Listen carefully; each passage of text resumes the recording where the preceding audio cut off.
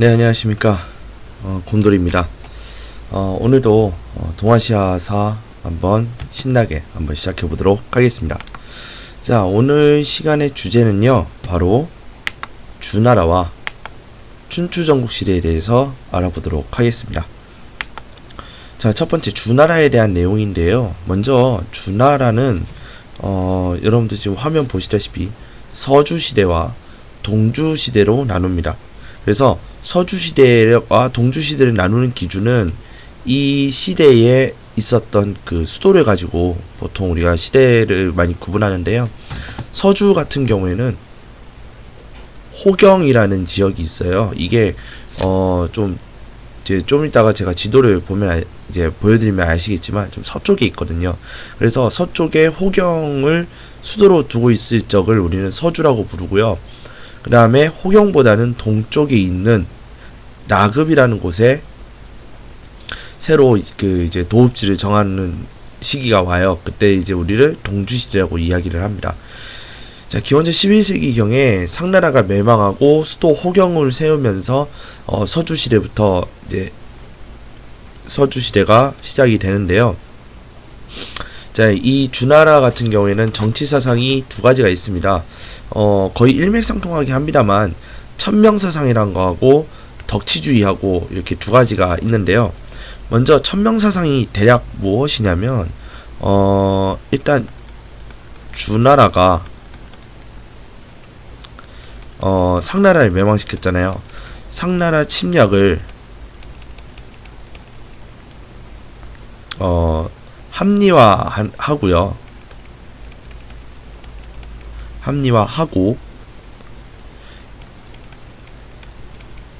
우리 주나라가 이 중국을 지배하는 것이 마땅하다라는 그런 정통성 확보를 해야 되거든요. 확보를 위해 만든 이념입니다. 쉽게 하면, 자, 우리 이제 그 영화배우 화정우 씨처럼 한번 얘기해 보자면, 내가 상나라를 멸망시켜야 할 명분이 없다 얘가 명분이 이러면 어떻게 되는 거예요? 다른 이제 사람들한테 호응을 못 받잖아요. 하지만 내가 명분이 있다 얘가 명분이 해가지고 딱 상나라를 멸망시키고 자기가 왕이 되고 이러면은 사람들이 인정해 줄 거 아니에요. 와, 그래, 역시 주나라가 이 중국을 제패하는 것이 맞다. 이제 그러한 어떻게 보면 여론 같은 것들을 형성을 하려면 우리도 명분이 하는 것이 있어야 되잖아요. 그죠? 예. 그리고 이제 건덕지. 좀 나쁘게 얘기하면 건덕지라고 얘기를 하죠. 이제 그런 것을 우리는 천명사상이라고 얘기하는데, 이 정확하게 말하면 이제 천명사상의 의미가 무엇이냐면, 주왕은 천자라고 해서 하늘천에 아들 자자를 써요. 그래서 하늘의 아들이라는 거예요. 천자로서 하늘로부터 명을 받았다라고 얘기를 하는 거예요. 너희들을 다스리도록 내가 명을 받았다. 그러니까 나는 너희들을 다스릴 수가 있는 것이야 라고 이렇게 얘기하는 것이 천명사상이 되겠습니다. 자, 그 다음에 이제 덕치주의는요, 사실 이 천명사상과 굉장히 유사해요. 근데 역시 이제 이런 의미에서 덕치주의가 같은 의미를 가지고는 있긴 하지만, 여기서 말하는 덕치주의란 무엇이냐면, 죄송합니다. 통치자의 덕에 이루어지는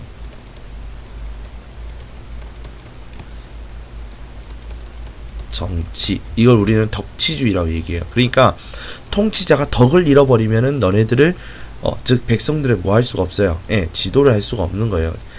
다스릴 수가 없는 거예요. 그렇기 때문에 덕치주의라는 거는 내가 덕이 있기 때문에 너희들을 다스릴 수가 있는 거야 라는 그런 또한 합리성을 또는 합리화를 시키는 그러한 사상이라고 보시면 되겠습니다.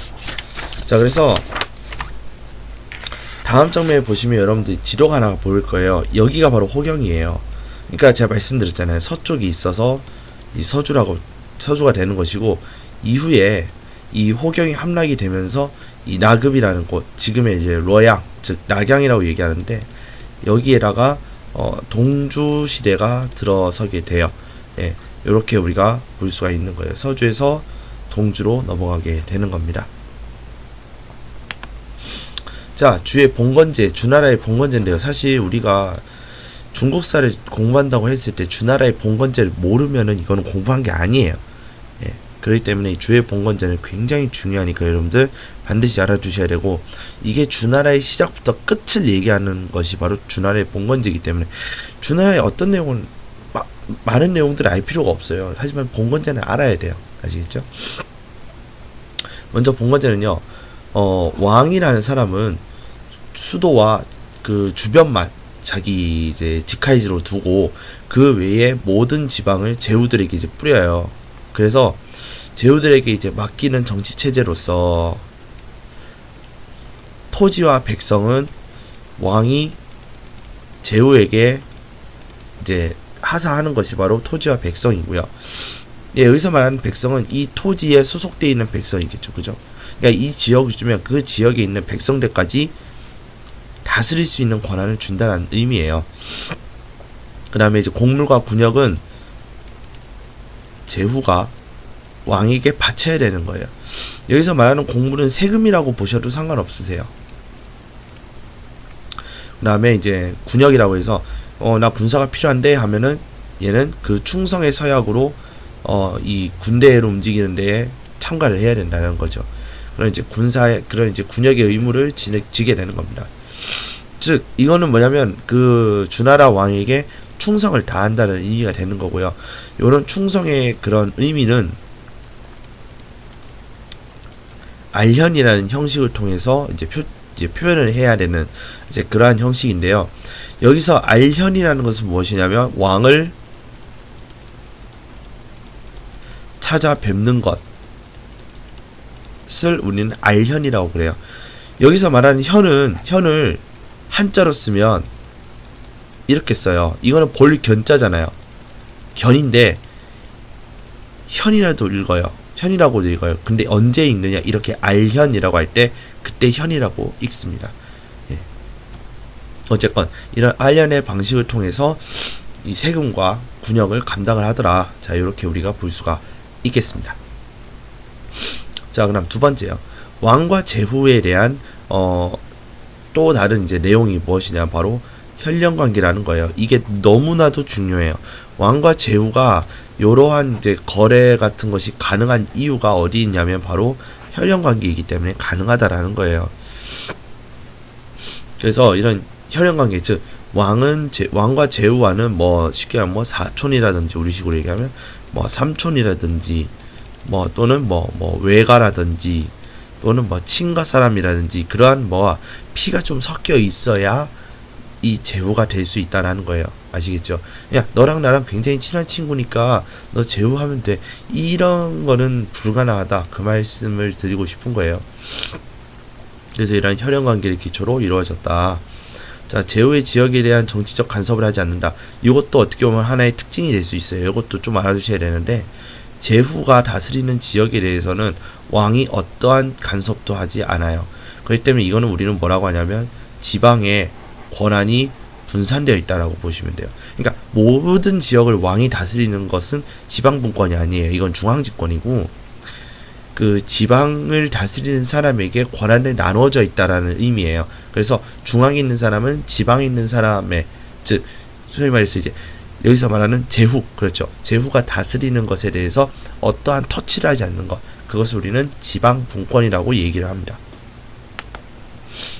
자, 그래서 이 그림을 보면은 이 군역과 공락, 이거를 우리가 알현이라는 형식을 통해서 바쳐야 되는 것이고요. 그 다음에 땅을 수여하고 그 땅에 있는 백성들까지 플러스가 돼서 가더라. 자, 그 다음에 여기 보시면 경대부사라고 해서 이 사람들은 쉽게 얘기하면 관리가 되는데요. 이들은 제후 또는 왕과 이제 계약을 맺는데, 이 제후와 왕은 어때요? 방금 혈연관계를 했잖아요. 네, 왕과 경대부사 또는 제후와 경대부사 사이에는 어떠한 혈연관계도 없어요. 이 둘 사이에는. 이해되셨어요? 요것 때문에 문제가 조금 다른 방식으로 이제 그 나가기 시작을 해요. 그거에 대해서는 바로 다음 장에 대해서 보도록 하겠습니다. 자, 이렇게 주나라가요, 여러 해를 거쳐서, 이제 전성기를 이제 구가하고, 그 시기가 지나가고 나서, 이 봉건제라는 제도가 굉장히 약화가 되는 순간이 와요. 무슨 말이냐면, 왕과 제후의 혈연관계가 멀어지더라는 거예요. 자, 이거에 대해서 간단하게 설명을 해볼게요. 자, 왕이 있고요. 그 밑에 왕이 있고요. 그 다음에 왕이 있고요. 이 다음에 왕이 있어요. 자, 제후 볼게요. 제후는 한 번 제후면은 그 가족들이 전부 다 제후가 될 수 있어요. 아들, 아들, 아들 이렇게 되는 거예요. 자, 이 둘이는 제가 이제 임의로 한번 설정해 볼게요. 삼촌이다. 촌수로 삼촌이다. 이제 왕이 있으면 왕의 이제 삼촌이면 어떻게 되는 거예요? 왕, 아버지, 일촌, 그 다음에 형제의 아들 이거나, 그죠? 그럼 삼촌이면 어떻게 돼요? 또 아버지의 형제가 또 삼촌일 수 있죠. 맞나요? 하나, 둘, 셋. 맞네요. 그러니까 뭐 쉽게 하면 큰아버지 같은 경우는 우리가 삼촌이라고 그러잖아요. 그죠? 네. 촌수는 삼촌이잖아. 그런데 이 삼촌의 아들과 나는 몇 촌이에요? 4촌이죠. 그렇지만 얘하고 몇 촌이에요? 5촌이죠. 자, 얘하고 이 왕은 몇 촌이에요? 6촌이죠. 얘하고는 몇 촌? 7촌이 되죠. 얘하고는 몇 촌이 돼요? 8촌? 9촌이 되는 거예요. 자, 우리가 사실 5촌까지는 뭐 최대한 봐주자 그렇게 생각을 하시면 6촌부터 9촌까지는 이거는 뭐예요? 완전 남이잖아. 맞죠? 쉽게 얘기하면 이러한 혈연관계가 어떻게 되더라는 거예요? 멀어지더라는 거예요. 이해되셨죠? 그러다 보면 이 제후들이 왕에게 충성을 하냐 안 하냐 이거예요. 충성을 하지 않겠죠. 가면 갈수록. 즉 독립성이 강화되고 왕권이 약화가 되기 시작을 해요. 그러다가 기원전 8세기에 서북 지방으로 유목민족이 이제 침입을 했는데 이때 호경이 함락이 되어요. 호경이 함락이 되고 나급으로 수도를 옮기게 됩니다. 이때부터 우리는 서주가 멸망하고 동주가 성립되었다라고 우리가 이야기를 합니다. 자, 그런데 이 호경이 함락되고 나서 이 나급으로 수도를 옮기면서 사실상 우리가 주왕의 제후 통제력이 상실되었다라고 우리가 이야기를 해요. 자, 그러면서 이제 우리가 춘추시대와 전국시대, 즉 춘추전국시대로 넘어오게 되는데요. 먼저 제후들이 서로 연합하여서 주왕을 대신하여 중국을 다스리는 죄송합니다. 이 시기를 우리는 춘추시대라고 하고, 이때 이 제후들이 세웠던 대표적인 나라가 뭐냐면 춘추시대에 있었던 5개의 나라, 춘추오패라고 이야기를 합니다.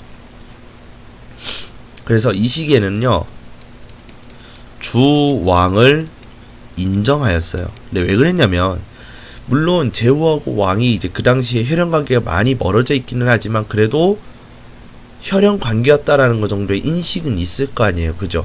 그러다 보니까 이 제후들은 그러한 혈연 관계에 있었던 그런 주왕의 권위는 어느 정도 형식적으로 인정을 하고 있었어요. 단지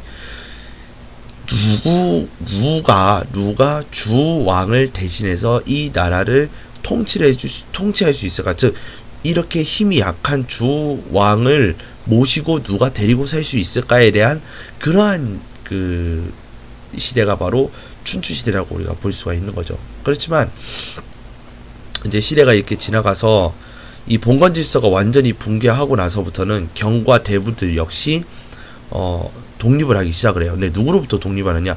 뭐 왕으로부터 독립을 할 수도 있을 것이고요. 그다음에 그들의 고용인이었던 제후들한테서도 독립을 하더라는 거예요.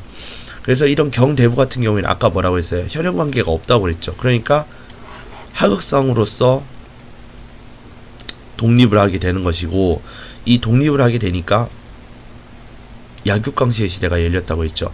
자, 약육강식이라는 건 뭐야? 약한 애는 강한 애한테 먹힌다는 거잖아요. 맞죠? 즉 무슨 말이냐면 주왕의 권위를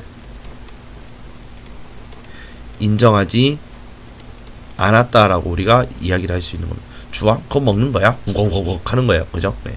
이것이 바로 뭐냐? 전국시대라고 이야기를 하고 대표적인 나라가 전국칠웅이다라고 이야기를 합니다. 그래서 춘추5패 전국칠웅, 이 시기를 우리는 춘추전국시대다라고 이야기를 합니다. 자, 그러면 춘추전국시대 정경사문인데요. 요 내용들은 여러분 전체적으로 다 이해를 다 하고 계셔야 됩니다. 자, 말씀드릴게요. 자, 먼저 정치인데요. 점차 군현제화가 돼가고 관료제라는 걸 사용하기 시작해요. 관료제라고 하는 거는 왕 또는 그 지배자의 정치를 돕기 위해서 체계적으로 분업화시켜서 신하들을 이제 배치하는 이제 그러한 제도를 우리는 관료제라고 그래요. 그 다음에 군현제 같은 경우에는 이제 전국을 군과 현으로 나누어서 황제 또는 왕 또는 그런 이제 각 군현으로 이제 배치된 이제 지방관들을 보내서 정치하도록 하는 그런 제도를 우리는 군현제라고 이야기하는데, 이런 것들은 전부 다 뭐냐면 기존에 있었던 봉건제와는 다르게 중앙집권의 형태를 지니고 있다. 그래서 여기서 말하는 봉건제는 뭐였어요? 지방 군권이었잖아요. 이것의 반대말은 중앙집권, 즉 군현제나 관료제 이런 것들이라고 볼 수가 있겠습니다. 근데 그것도 그럴 것이 봉건제를 통해서 나온 사람들이 누구예요? 이 춘추전국시대의 나라들 아니에요? 그러니까 자기네들만큼은 이 봉건제를 하고 싶겠냐 말이죠. 절대 하지 않을 거라는 거죠. 그러면은 생각을 해보세요. 내가 사람을 데리고 있더니 이것이 나중에 반란을 일으켰다, 이렇게 생각을 할 거 아니에요. 그러니까 그래서는 안 되겠네. 내가 뭐 해야 되겠어? 직접 통치를 해야 되겠어 라는 생각을 많이 하게 될 거 아니에요. 그러다 보니까 꼭 진나라는 아니라 하더라도 어지간한 나라들은 이러한 중앙 집권적인 형태의 나라들을 세웠다라고 우리가 볼 수가 있는 것이죠.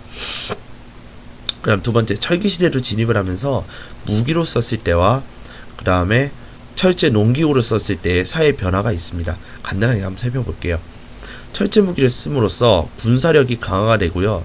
이 강화된 군사력은 곧 정복전쟁이 더 활발하게 일어났음을 의미하게 되는 것이죠. 그래서 철기시대로 진입을 한 나라들은 철제 무기를 사용을 하면서 그 영역을 점점 더 넓히기 시작하더라는 겁니다. 자, 이제 경제로 넘어와서요. 이 시기에는 우경, 즉 소로 경작하는 기술이에요. 우경이라는 걸 사용하게 되고요. 그 다음에 철제 농기구를 보급을 함으로써 이 철제 농기구를 사용을 하게 됩니다. 네, 이렇게 함으로써 철제 농기구라는 거는 어때요? 일단 철이라는 것 자체가 양이 많잖아. 양이 많고요. 그 다음에 단단하고요. 그렇기 때문에 농기구로서 보급을 했을 때에는 농업 생산력이 비약적으로 발전하는 거예요. 비약적으로. 쉽게 얘기해서 졸라 많이, 오케이? 매니 발전하는 거예요. 오케이? 이해되셨죠? 자, 그럼 두 번째, 토지의 사유화가 일어나게 되는 것이죠. 경제가 발전했으니까 이 토지를 이제 내가 사서 넓히려고 하는 이제 그런 것들이 생겨나게 되더라는 거예요. 그 다음 두 번째, 상공업 발달. 자, 상공업이 발전을 하게 되는데요. 이렇게 농업 생산력이 발전하고 나니까 잉여 생산물이 늘어날 것이고, 잉여 생산물이 늘어났다는 거는 내 사유재산이 늘어났다는 것이고, 그럼 내 사유재산을 통해서 내가 필요한 물건을 살 수가 있겠죠. 그죠? 그렇기 때문에 이러한 상업을 좀 전담을 할 수 있는 그러한 대상인이 이제 출현하게 되는 거죠. 특히 진나라의 이제 유명한 재상 중에 한 명이 누구냐면 여불위라는 사람이 있어요. 이 사람은 장사꾼이에요.